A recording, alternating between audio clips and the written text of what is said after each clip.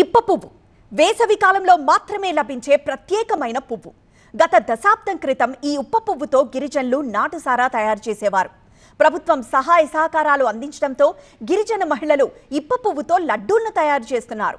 ఆదిలాబాద్ జిల్లా ఉట్నూరు మండల కేంద్రంలో దేశంలోనే తొలిసారిగా 2020లో పైలట్ ప్రాజెక్టు కింద భీంబాయి సహకార సంఘం పేరిట ఇప్ప పువ్వు లడ్డూల తయారీ కేంద్రాన్ని ఏర్పాటు చేశారు. ఆదిలాబాద్ జిల్లాలో 1845 మంది, కుమరం భీం ఆసిఫాబాద్ జిల్లాలో 817 మంది గిరిజన గర్భిణులకు ఈ ఉప్ప పువ్వు లడ్డూలను అధికారులు అందించారు. ఉమ్మడి ఆదిలాబాద్ జిల్లాలోని ఆశ్రమ స్కూళ్లలో చదువుతున్న గిరిజన విద్యార్థినులకు ఈ లడ్డూలను సరఫరా చేస్తున్నారు.